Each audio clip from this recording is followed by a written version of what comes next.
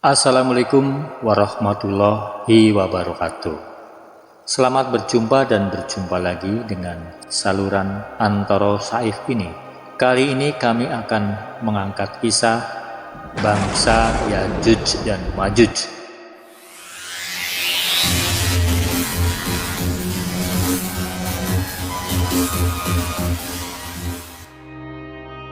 Yajuj dan Majuj adalah kaum keturunan Adam dari anak Yafis bin Nuh alaihissalam. Keberadaan kaum ini sudah tertulis di dalam Al-Quran pada surat Al-Kahfi ayat 83 sampai 99 yang berkisah tentang Zulkarnain yang diminta untuk membangun dinding sebagai pemisah antara kaum Yajuj Majuj dari penduduk sekitar. Kaum atau bangsa Yajuj Majuj ini bertabiat sangat-sangat buruk dan barbar. Mereka adalah orang-orang yang memiliki kekuatan luar biasa dan memiliki sifat merusak segala sesuatu di muka bumi ini.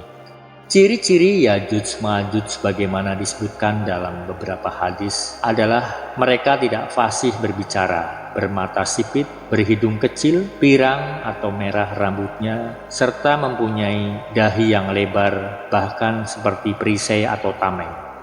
Lokasi pastinya tempat dinding Zulkarnain yang mengurung Yajuj Majuj sampai saat ini juga masih simpang siur dan masih menjadi misteri serta masih dicari keberadaannya. Pencarian yang terkenal di dalam sejarah dan tercatat di beberapa kitab adalah dilakukan oleh Salam Al-Tarjuman, seorang pengembara dari Turki. Perjalanan Salam Al-Tarjuman melakukan pencarian dinding Zulkarnain ini dilakukan atas perintah dari Al-Wasik, seorang khalifah Abbasiyah yang berkuasa tahun 842 sampai 847. Lengkapnya Khalifah Wasik Billah. Dikisahkan, sang khalifah bermimpi bahwa dinding Zulkarnain yang mengurung kaum Yajuj Majuj ini sudah hancur sehingga dikhawatirkan akan menimbulkan kerusakan yang luar biasa di muka bumi. Karena sudah diriwayatkan bahwa kemunculan kembali Yajuj Majuj ini merupakan salah satu tanda besar hari kiamat akan datang. Kembali ke ekspedisi atau kembali ke Salam Al-Tarjuman.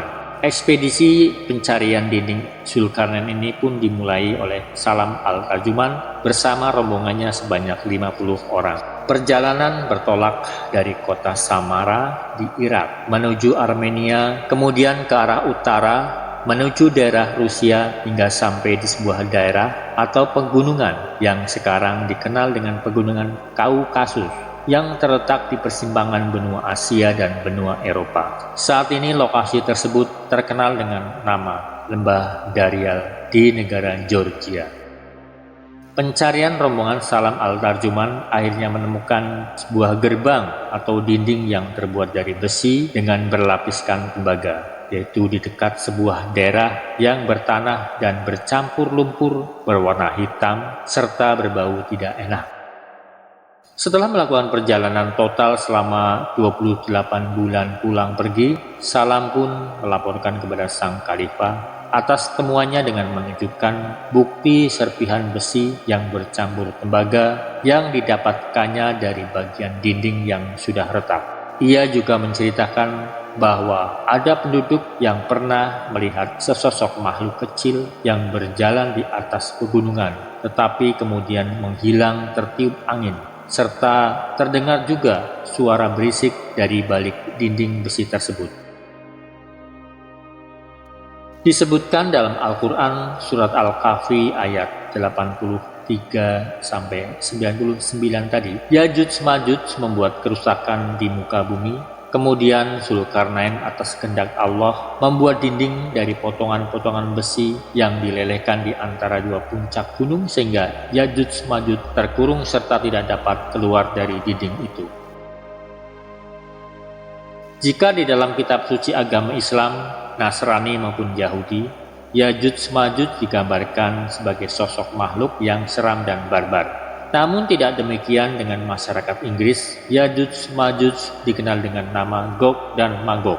Gog dan Magog mendapat perlakuan yang baik, bahkan setiap tahun pada hari Sabtu minggu kedua di bulan November, sosok gambaran Gog dan Magog diarak pada acara karnaval oleh masyarakat setempat di London dan Vatikan. Mereka menyebut Gog dan Magog adalah sebagai sang pelindung kota London.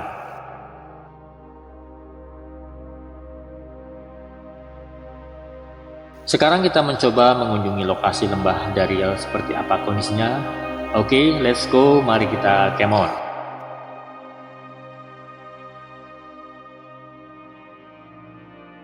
Terlihat lembah Dariel atau Dariel Gorge merupakan celah sempit yang terbentang sejauh 13 km di antara dua tebing batu masif dari jenis granit dengan ketinggian antara 1000 sampai 3000 meter. Lokasinya terletak di sebelah utara Georgia yang berbatasan langsung dengan bagian selatan negara Rusia. Saat ini terdapat dua jalur yang melintas di daerah ini, yaitu jalan di samping lembah dan jalan yang menembus bukit melalui terowongan.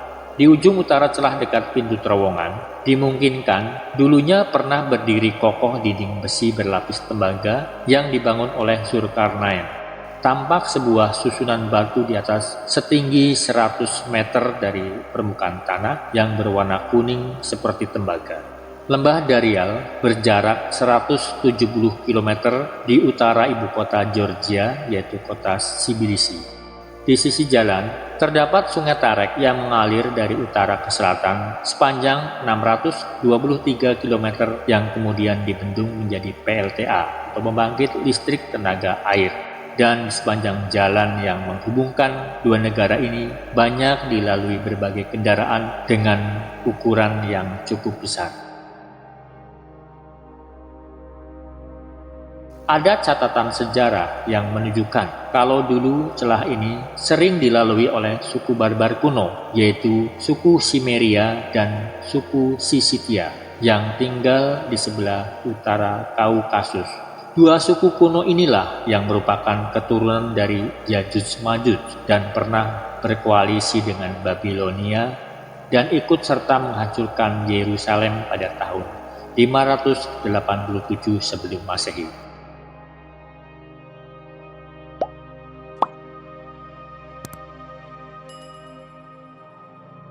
Tercatat dalam berbagai kitab bahwa salah satu tanda-tanda besar kiamat adalah munculnya Yajuj Majuj setelah Dajjal terbunuh oleh Nabi Isa yang akan turun kelak di bumi untuk membantu Imam Mahdi yang terkepung oleh pasukan Dajjal.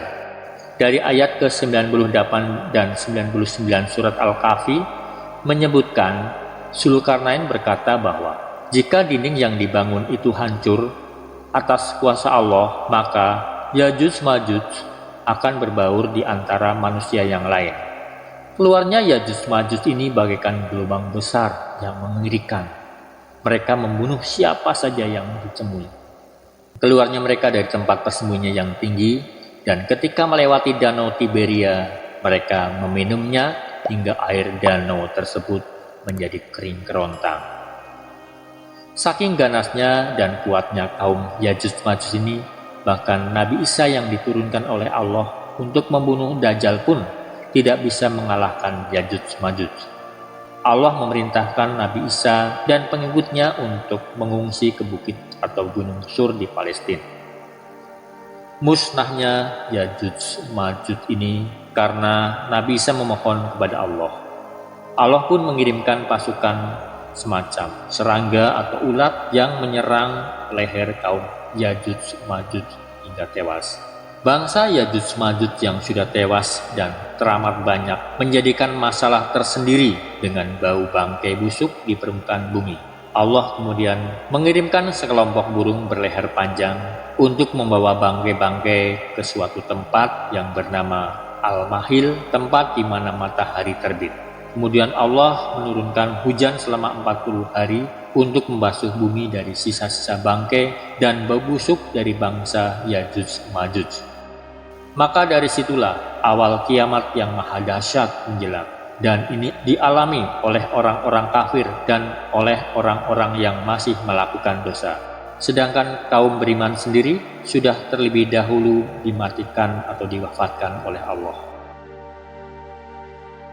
Demikian kisah ini, mudah-mudahan kita tetap terjaga dari keburukan dunia dan keburukan akhirat, terhindar dari fitnah Dajjal, dan tidak sekalipun keluarga kita berjumpa dengan bangsa Yajuj Majuj ini.